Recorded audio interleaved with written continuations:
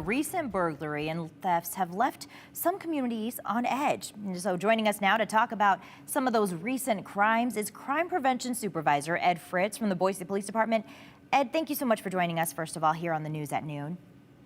Sure, thanks for having us. Yeah, so can you talk a little bit about some of those recent crimes that you have been seeing? Correct. Now, the first one is a grand theft case. Now, this one happened this past Saturday, where we received a report of a grand theft at a retail location off Cold Road in Boise.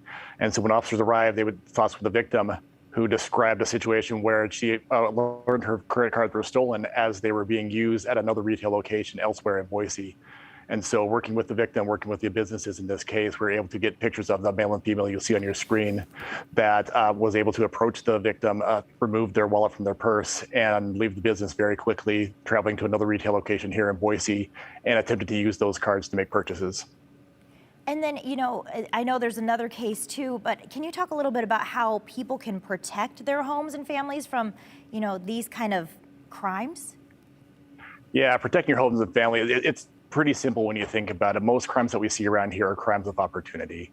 So trying to remove that opportunity in itself. And so whether it be, closing your purse when you're out and about and make sure you have it on your body, or your home itself, making sure you lock doors, you turn on lights so that people don't have that easy access to your house. And if they try to access that, there's people that can see them because the lights are on, trimming shrubs, things like that, just to make it as visible as possible so that crime can be ideally detected by you or a resident, neighbor, someone driving by. And then, I think a lot of people are watching right now and they're saying, well, if these crimes are happening, like, what can I do to make sure it doesn't happen to us, right? So any tips for folks? I think just being vigilant and realizing that crime can happen even here in Boise. We all feel very safe, and we appreciate people feeling very safe. But just taking those little things every single day to protect themselves, to protect their loved ones, to protect their finances, can really play a long way into making sure they stay safe, they're not victimized. And then there's two other cases that you're following as well. Talk a little bit about that. That's correct. The second one is a residential burglary, which we put out some pictures earlier this week. Now, officers responded to a address on West Donnybrook earlier this week last week on the 8th, where people reported that they had their residence entered and someone had stolen approximately $2,500 in cash.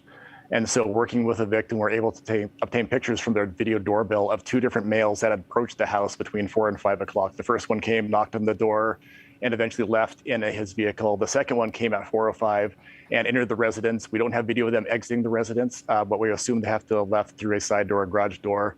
And that's when the homeowners got home later that night and discovered that the money was missing and was able to provide us with these pictures of the suspects in this case.